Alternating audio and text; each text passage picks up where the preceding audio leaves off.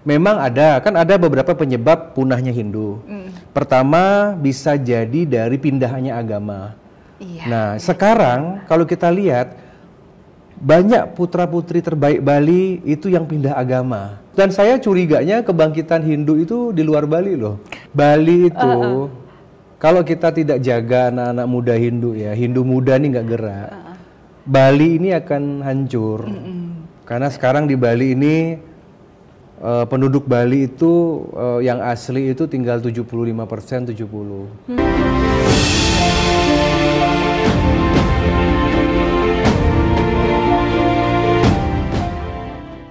Om Swastiastu pemirsa Hindu Channel. Hindu Channel hadir di Bali menemui umat dan tokoh Bali. Salah satunya Senator DPD Bali, Sri I Gusti Ngurah Arya Wedakarna. Di kediaman The Soekarno Center, Tapak Siring, Kabupaten Gianyar, Bali. Hindu Channel bincang langsung dengan Arya Wedakarna, membahas kondisi Bali saat ini bersama host Hindu Channel, Niluh Ratnasari. Dengan narasumber kita yang mungkin sudah tidak asing lagi di antara kita semua, yaitu dengan Bapak Dr. Sri I Gusti Ngurah Arya Wedakarna Mahendra Data, Wedastera Putra Suyasa 3, SE MSI. Nah, Swastiastu, Ratu Haji. Gini Ratu Haji, mungkin kita akan bicara terkait dengan Bali. Ya. Nah, kalau bicara Bali, Ratu Haji mungkin sudah tidak asing lagi ya di antara kita semua, bahwa Bali itu mungkin dari anggapan orang luar, dari kacamata orang luar itu Bali seakan-akan menjadi primadona, terutama di kalangan wisatawan. Nah, melihat hal ini Ratu Haji, bagaimana sih tanggapan Ratu Haji terkait dengan keberadaan Bali saat ini, mungkin dari pasca pulih dari masa pandemi ini gitu. Bagaimana mulai dari sektor ekonomi, terutama pariwisata sangat terdampak sekali Ratu Haji. Nah, gitu Ratu Haji, bagaimana tanggapan Ratu Haji? Ya, sebelumnya Om Swastiastu dari seluruh semeton di Nusantara yang memperhatikan atau menyaksikan dari Hindu Channel ini.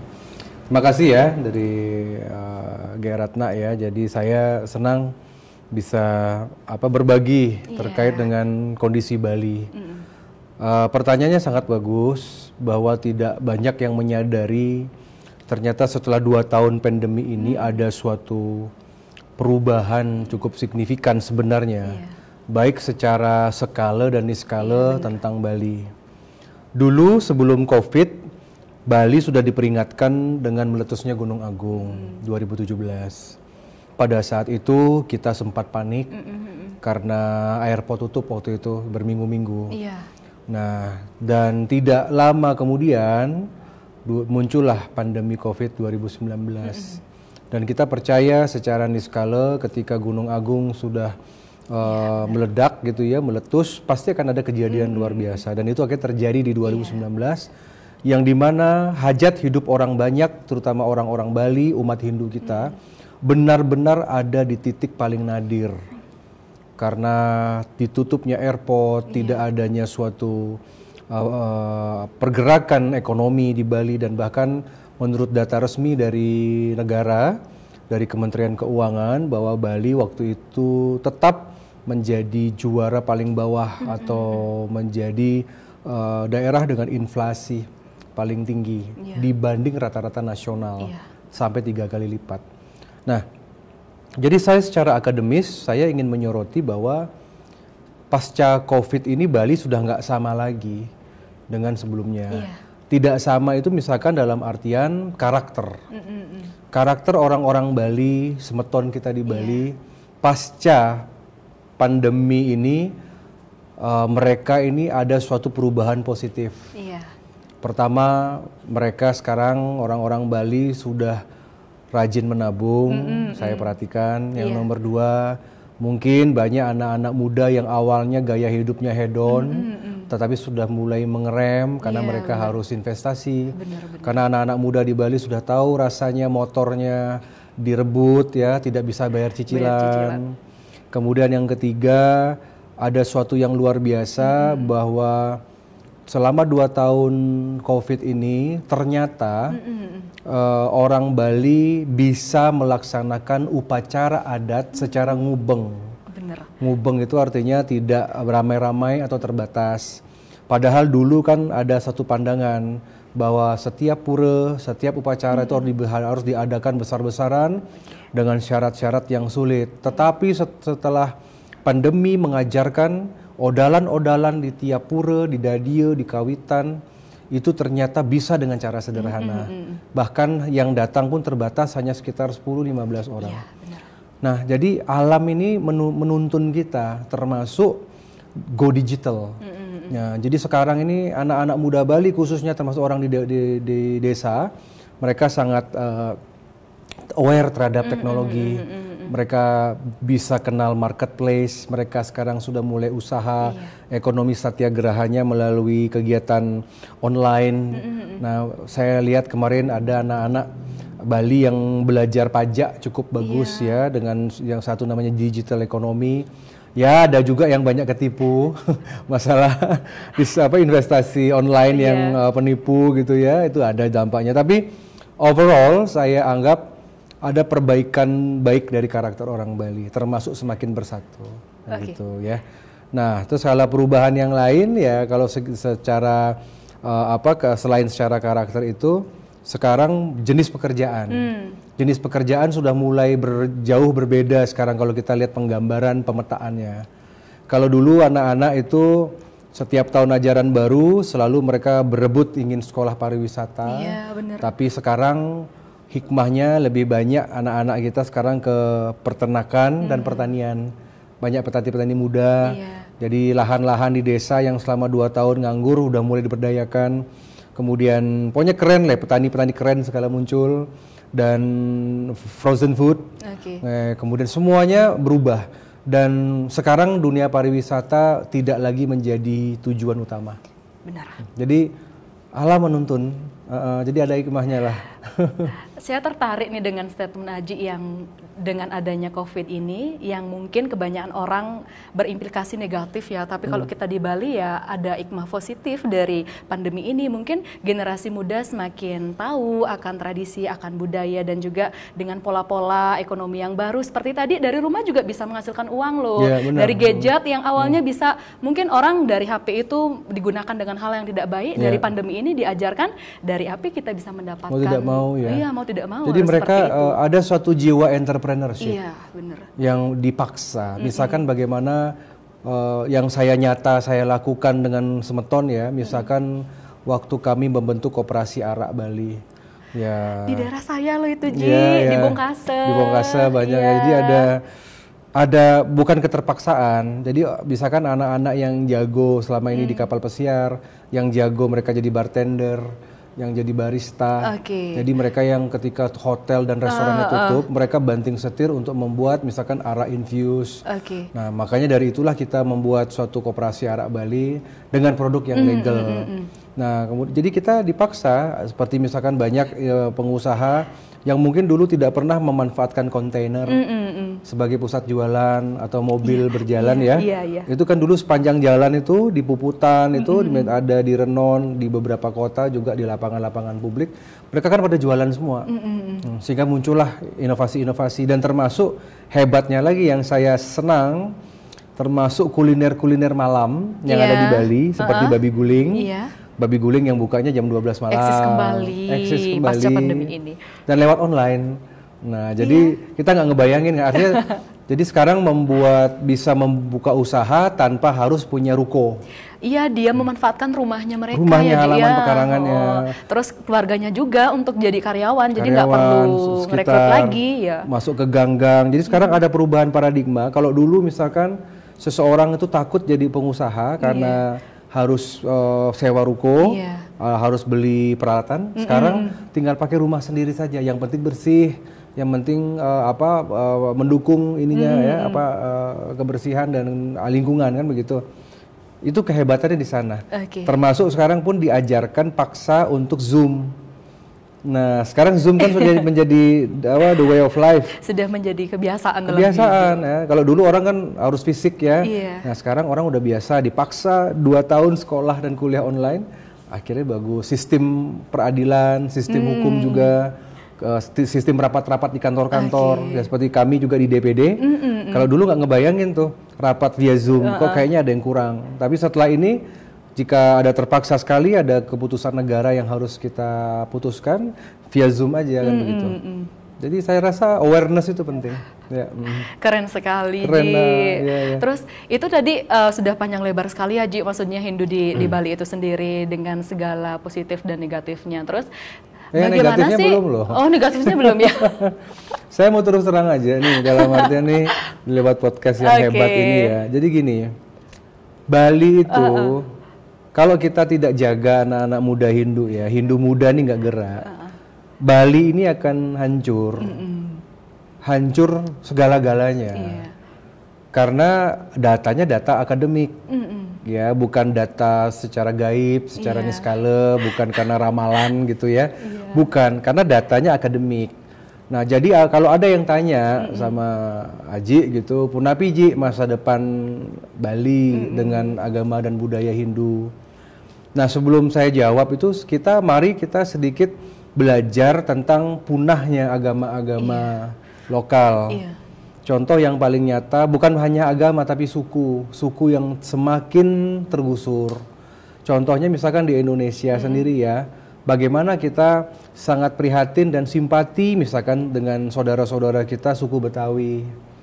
Ya, jadi sekarang kalau kita lihat di Betawi ini kan mengalami seperti yang kita alami. Misalkan terpinggirkan. Sedangkan kalau kita bicara Jakarta, siapa yang punya Jakarta sekarang? Di pusat-pusat ekonomi begitu ya. Jadi saya rasa wajar kalau putra-putra daerah semacam dari Betawi itu menginginkan perhatian lebih itu wajar. Nah karena kan sekarang kalau kita lihat kan di kota-kota besar itu kan udah tersisih yang asli-asli. Kemudian itu juga terjadi di Bali. Nah di Bali kalau mau keluar negeri sedikit kita bisa contoh Hawaii. Hawaii itu dulu hampir seperti Bali dia ada ritual, dia udah Banten, dia ada pemujaan-pemujaan terhadap di sana kan ditemukan banyak artefak-artefak kayak patung-patung itu ya. Tapi karena misalkan misionaris itu sangat kenceng di sana, jadi Hawaii itu sekarang cuma dikenal hanya dengan kalau image itu adalah pakaian Hawaii, pakaian untuk nari yang seksi, kemudian dengan alat-alat sederhana, tetapi agama lokalnya hilang. Termasuk dulu Hawaii itu kan dipimpin oleh raja dan ratu. Berarti sekarang sudah nggak ada lagi. Saya pernah ke Hawaii, saya pernah langsung ke Honolulu waktu menjadi tamu Amerika Serikat. Saya kaget, Aji itu kaget bener karena sekarang Hawaii itu dikuasai oleh kulit putih. Kan menjadi negara ke-50. Jadi Hawaii ini adalah negara state ke-50-nya Amerika Serikat. Nah, makanya kalau ada cerita Pearl Harbor itu yang ada bangkalan karena tapi mungkin dengan suatu penjajahan ya, mungkin ratunya sampai disingkirkan. Kebudayaan adatnya hilang. Karena sekarang udah berganti agama baru. Nah, jadi kalau kita lihat Hawaii cuman pakai ini aja, cuman pakai bunga kayak kita, pakai janur-janur, ritualnya hilang. Dan agama orang Hawaii pun hilang. Dulu tuh Hawaii itu punya agama kayak kejawen tuh ada. Yang ada ritual bagaimana. Nah, terjadi juga di Amerika Serikat ya dengan suku asli Australia juga dengan suku aborigin. Jadi kalau tiang lihat apakah Bali ini akan musnah? Jawaban pastinya iya. Kita akan musnah. Karena dilihat dari angka. Enggak, musnahnya dalam artian memang masyarakat Balinya yang musnah atau kepercayaannya yang memudar atau memang apanya, Ji? Maksudnya saya ingin lebih detail nih terkait dengan musnahnya itu dari segi apanya gitu. Yang paling pertama nyata itu musnah itu bukan menghilang saja ya, tapi musnah itu komposisi. Pertama komposisi penduduk. Berarti angka penduduknya. Angka penduduknya. Karena ada nggak berimplikasi dari program pemerintah yang 2 anak cukup itu, ada nggak? Ya, implikasi itu ada, tetapi itu kan sudah ada peraturan gubernur. Yang program Bali 4 anak kan gitu ya. Nah, tetapi di situasi kondisi ekonomi seperti ini kita agak jarang bisa meyakinkan orang desa kan.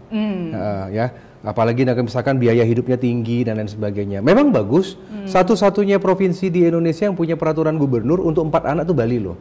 Begitu, itu bagus sekali. Tetapi sekarang kebanyakan penduduk migrasi, penduduk masuk Bali itu karena migrasi. memang ada beberapa penyebab punahnya Hindu. Pertama bisa jadi dari pindahannya agama. Iya. Nah, sekarang kalau kita lihat banyak putra-putri terbaik Bali itu yang pindah agama. Apakah pindah agama karena perkawinan, karena natural cause, atau misalkan karena memang dia, saya sudah nggak mau di Hindu lagi. Mungkin karena dengan adanya sistem kasta, ada mungkin sulitnya beradaptasi dengan desa adat. Mungkin ada yang paling banyak itu adalah keluarga-keluarga kesepekan. Yang dari desa adat dihukum. Iya. Nah, jadi tidak dapat pura, tidak dapat tirta. Ya sudahlah, kita pindah agama saja, walaupun pakai baju adat begini, tapi belum tentu Hindu loh.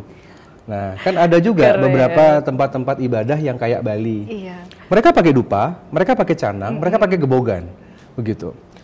Nah, itu yang pertama. Yang kedua, itu selain karena masalah natural cause atau pernikahan, bagaimana? Ini karena penduduk Bali kecil, dia nggak mau. Dia sekarang banyak pasangan muda tuh hanya 1-2 anak. Ya, itu masalahnya. Jadi harus ada satu implementasi pengertian bahwa di Bali itu tidak ada konsep punya anak banyak itu akan miskin. Iya.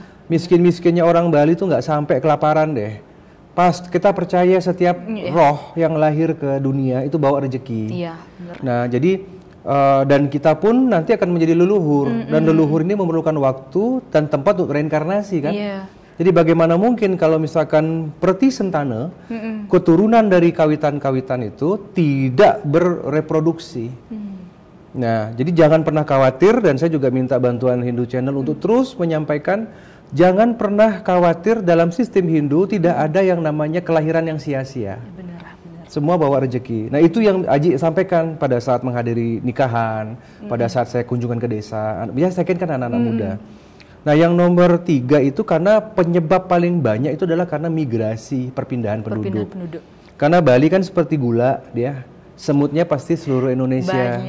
Banyak sekali. Dan mereka ini menang dalam bidang ekonomi, dalam bidang birokrasi, dalam bidang hospitality, semua bidang yang diambil sama outsider Bali ini. Kalau di Bali kan disebutnya Tamiu.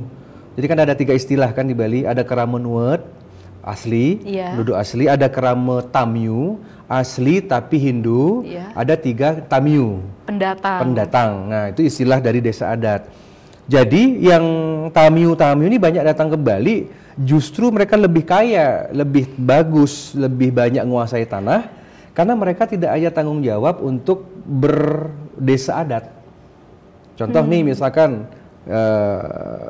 ada anak muda Bali, dia kerja di Bali, resminya UMR 3 juta. Resmi itu, rata-rata sih segitu ya, di Bali 2,5 sampai 3 juta. Tapi mereka harus membagi uangnya untuk iuran desa, kerama adat, untuk pura trikayangan desa, belum lagi di Bali itu ada 150 hari raya per tahun, hari raya kita. Nah, jadi bayangkan saja harus numbas canang, dupe, sesari. Ketika datang ke adat dia iuran lagi, ke Banjar karena di atasnya Banjar tuh ada desa adat. Belum lagi setiap orang tuh punya kawitan. Menten kawitan di Dadie, ada kawitan di Panti, ada kawitannya di Kawitan. Jadi itu ada 3 jenjang iuran. Sedangkan anak muda kita cuma dapat 2,5. Bagaimana mau meningkatkan, bagaimana mereka mau subsidi rumah murah yang 1 juta per bulan dari Presiden Jokowi? Nggak bisa, itu habis-habisan. Nah, sedangkan Tamiu datang ke Bali, itu Tamiu itu tidak melakukan apa-apa, hanya mungkin iuran saja kipem ya, semacam dana punia. Iya, palingan per bulan itu Ji hitungnya. Per bulan, dan itu pun nggak banyak ya, hanya 20, 50 ribu. Nah, jadi anggap saja misalkan seorang Tamiu itu di Bali dia bisa saving 25 juta deh per tahun. Atau anggap selama setahun itu dia bisa saving 20 juta. Nah, mungkin dalam 5 tahun si Tamiu ini akan bisa menguasai Bali dengan membeli tanah. Sedangkan di Bali anak-anak kita nggak punya tabungan. Makanya sekarang tiang khawatir di desa-desa. Itu kalau misalkan Ratna tahu tuh kan di desa tuh kan ada tegak rumah ya, maksudnya kan satu pekarangan. Karang rumah, karang rumah itu kan ada kakak-kakak. Mereka kan tanpa tembok. Ada balainya di sini, balai untuk orang tua, untuk pamannya, untuk paman dua, untuk omnya, keluarganya. Sedangkan si bale yang sudah tanah yang misalkan sudah 4 are, yang sudah dibagi satu gedong, si ini punya anak lagi 4, punya anak lagi, di mana mau ditaruh? Okay. Muncullah konflik keluarga.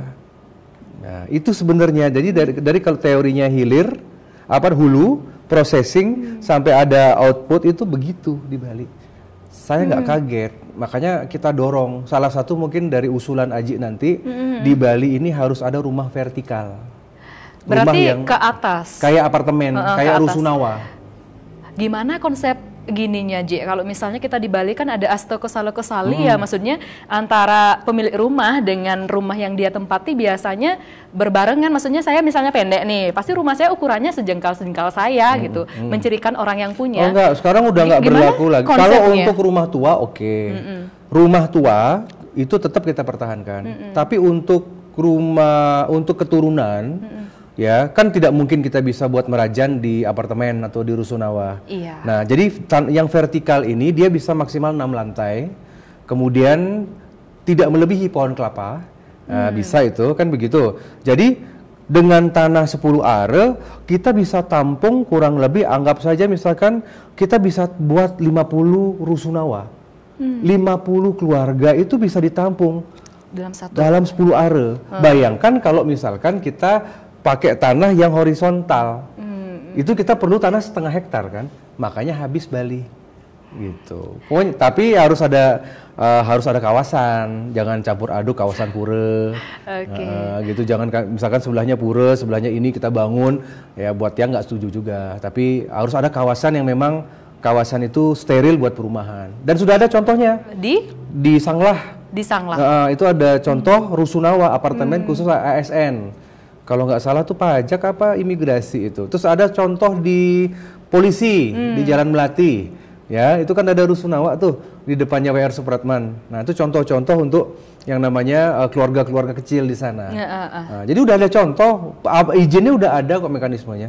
Tinggal saya sedang dorong aja nih. Itu salah satu cara deh. Keren banget Ji. Pokoknya biar anak-anak muda nggak kos-kosan. Oke. Mungkin nanti anak-anak saya mungkin ya. Enggak kan dalam kepercayaan Hindu kan percaya. Jangan kita lama-lama kos. Harus punya tegak rumah. Iya benar. Karena tegak rumah itu ada ari-ari yang ditanam, ada bis kita boleh buat pelinggih, sekedar pelinggih padmasana. Iya. Saya percaya sekali kalau anak muda sudah punya rumah sendiri atas nama sendiri, rezekinya lancar. Karena kan roh kita ini istilahnya menyatu dengan Ibu Pertiwi. Tapi kalau misalkan kita kontrak, kadang-kadang kan rezekinya seret. Misalkan leluhur kan di Bali kan percaya, mungkin setiap kuningan, setiap hari raya tuh kan leluhur tuh kan datang mencecinga. Iya. Datang ke rumah gitu loh. Tapi misalkan kalau keadaannya kos-kosan, keadaannya kontrak, di mana melinggih ide? Gitu loh maksudnya. Oke, Ji, Hindu kan tidak hanya ada di Bali, Ji. Maksudnya ada teman-teman kita yang mungkin ada Hindu Jawa, Karingan, Kalimantan, dan juga Sumatera. Bagaimana tanggapan Aji terkait dengan teman-teman kita yang di luar keadaan mereka? Aji tetap semenjak awal menjadi aktivis KMHDI yang mendirikan Forum Intelektual Muda Hindu Dharma sampai Hindu Center. Tetap sampai hari ini pun Tiang bekerja dengan misi. Tiang sebenarnya orang yang tidak suka dengan balinisasi. Benar. Tidak boleh balinisasi. Balinisasi cukup sudah. Tapi kita nggak boleh lupa sama sejarah orang Bali. Pada saat PHDI didirikan tahun 959, pada saat itu ada 7 pemuda Bali yang mendirikan, yang menggagas, termasuk waktu itu almarhum ayah Tiang, Sri Wedastira Suyasa, dengan Bapak Ida Bagus Mantra salah satunya, menten Bapak Sugriwa. Ini anak-anak muda hebat ini, yang akhirnya Bung Karno mengizinkan membuat PHDI tahun 59. Iya. Jadi 14 tahun agama kita nih ke agama Tirta. 14 tahun ya.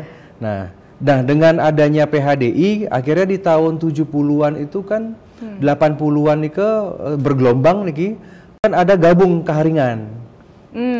Jadi suku Dayak Kaharingan yang punya agama lokal dia bergabung sama Hindu, makanya namanya Hindu Kaharingan.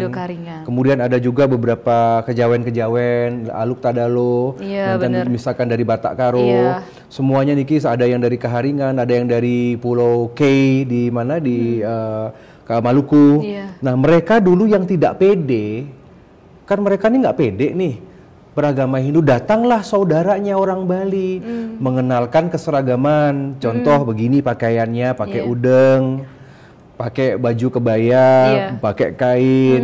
Dulu mereka ini kan mungkin karena tidak pernah dapat bergaul ya, karena kan minoritas nih. Di pulau ini minoritas. Sebelum orang Bali masuk, nggak tahu tuh caranya canang itu apa gitu loh. Bener. Mungkin Padme itu juga nggak tahu, kemudian Pejati nggak tahu. Nah orang Bali lah yang membantu, sehingga dibuatlah pura-pura model Bali. Tapi cukup, sekarang udah nggak boleh lagi Bali sentris. Nah sekarang dorong orang Jawa buat pura model Jawa, orang Gaharingan juga sama gitu. Ya pokoknya harus, dan saya curiganya kebangkitan Hindu itu di luar Bali loh. Kayaknya Sabdo Palon itu gitu. Kayaknya nggak di Bali. Kalau di Bali kan mundur terus nih. Ya, mudah-mudahan lah Bali Hindu tuh bangkit. Dan saya juga kasih pesan kepada adik-adik, saudara-saudara Hindu Indonesia Nusantara. Pesan yang pertama harus bersikap superior. Superior tuh pede, bangga. Walaupun kecil, anggap saja kita ini Pandawa. Pandawa di tengah Kurawa. Begitu. Harus pede dulu. Yang nomor 2, lakukan Hindu secara sederhana. Jangan terlalu banyak mengikuti kami. Ya, kalau misalkan membuat sajen sederhana saja. Ya, kalau misalkan membuat suatu pura tidak wajib kok ada suatu bale-bale rong 2, rong 3, menten bale gedong, nggak wajib. Buat aja pundan berunda. Buat aja model candi seperti yang dibangun oleh saudara-saudara Jawa Timur. Jadi kok boleh. Bener-bener. Dan upacaranya juga jangan memaksa. Jangan pakai pakaian kita. Ini saya terus terang di depan Hindu Channel. Jangan pakai baju orang Bali. Ya, Jawa pakailah beskap. Ya, Sumatera pakailah pakaian dari khas Dayak. Ya, gitu. Ya, tapi kalau mau pakai Bali ya boleh. Ya, begitu karena sudah universal kan. Dan juga kalau tari-tarian, jangan sampai ada pura di Jawa Timur, di Jawa Tengah, di Kalimantan, di Sumatera, tapi musiknya musik Bali. Kalau di kalau tempatnya di daerah transmigran boleh, karena di daerah transmigran ini kan orang Bali nih, boleh. Tapi kalau misalkan ini ada di Jawa, ini ada suku asli Jawa, jangan. Saya tolak itu, nggak boleh itu. Ya, tapi tugas kita ngajarin. Iya, bener. Jadi mahasiswa Hindu dimanapun, para intelektual, pembimas Hindu semua, PHDI, ya kasih pilihan mereka. Salah satu kan pilihannya Bali. Ya, kalau misalkan kalau bangun candi kan mahal, tapi kalau ini dari Padmasana murah kan, cuman sekedar gitu seperti yang di Bromo gitu. Ya buat yang harus bersatu, dan sekarang saya harap tidak ada perbedaan lagi. Kita satu semua, satu Hindu Nusantara. Keren banget. Ji, yang terakhir nih Ji, terus bagaimana sih harapan Aji untuk Bali ke depannya? Terus untuk Bali sih, terus yang terakhir bagaimana harapan Aji untuk umat Hindu dimanapun berada? Bali, bahasa teori politiknya kita buying time. Sekuat-kuatnya pertahankan Bali. Karena sekarang di Bali ini penduduk Bali itu yang asli itu tinggal 75%, 70%. Diperkirakan 20-30 tahun lagi tinggal setengah. Nah, itu kan data akademik ya. Jadi itu datanya BPS ya kemarin yang sensus. Di sensus tuh jumlah orang Bali nggak pernah naik ya, dalam artian secara presentase pasti nurun. Ya, sekuat-kuat tenaganya Aji AWK, Ratna, anak-anak Bali semua. Toh juga kalau kita ambil filosofi Weda yang tertinggi, tidak ada sesuatu yang abadi kan. Tidak ada sesuatu yang kekal. Yang kekal hanya Sang Hyang Widi. Apakah, dan saya yakin dunia ini Bali akan pralaya. Bener. Ya, sama seperti zaman dinosaurus berganti. Kalau kita kan pernah ada namanya zaman Kali Yuga, ada sekarang sudah zaman Kali Yuga. Jadi buat yang kalau mau musnah ya pasti manusia pasti musnah, dunia ini pasti musnah. Ya, tapi kita buying time saja. Yang penting pertahankan sekuat-kuatnya kan begitu nggih, apapun resikonya. Ya, melindungi umat Hindu, melindungi pura-pura kita leluhur. Jangan sampai seperti kejadian kemarin-kemarin itu ada pura dibongkar, ada tanah kita direbut, ada karena sudah berpindah agama jadi tanahnya tidak diakui kan begitu nggih. Nah, tapi saya tak yakin Tuhan betari di Bali Sesunan akan punya cara sendiri untuk menyeimbangkan. Contoh nih misalkan, ini biar nanti Ratna mungkin bisa buat disertasi ya, atau juga buat ini. Contoh, kenapa sensus penduduk pas COVID? Pas COVID itu banyak Tamiu keluar Bali loh. Banyak yang pulang kampung ini semua. Sepi Bali ini. Berarti penduduk pendatang tuh banyak pulang? Pulang pas COVID 2 tahun. Muncul sensus. Kalau seandainya sensus dalam keadaan normal, penduduk Bali bisa tambah 500 juta. Gitu maksudnya. Jadi kan ini kan angka nih, sedangkan angkanya itu Aji pakai buat rapat di Jakarta. Gitu kan. Nah, jadi apakah nanti ke depan ada bencana alam, misalkan tsunami besar atau gunung meletus, atau misalkan Bali terbelah, misalkan manusianya banyak yang diperlina, itu kita ini kan di bawah kita gunung api nih, akan lahar di bawah kita ini. Bener. Makanya sekarang baik-baik aja jadi orang, jadi manusia, sayangi orang Bali. Saya pesan kepada adik-adik ya, pokoknya kalau udah ada orang Bali, umat sedharma, rukun, kita ini minoritas, harus bersatu padu. Bener. Hanya dengan kekuatan semua akan khawatir dengan kehebatannya ini. Untuk yang dari luar Bali, Aji menitipkan bahwa kebangkitan Hindu sesuai dengan ramalan Sabdo Palonayo Genggong itu tidak ada di Bali. Bahasa Jawanya Bali itu kembali. Kekuatan Taksu Nusantara itu dititip 500 tahun di Bali oleh leluhur Majapahit. Dan 500 tahun itu sekarang.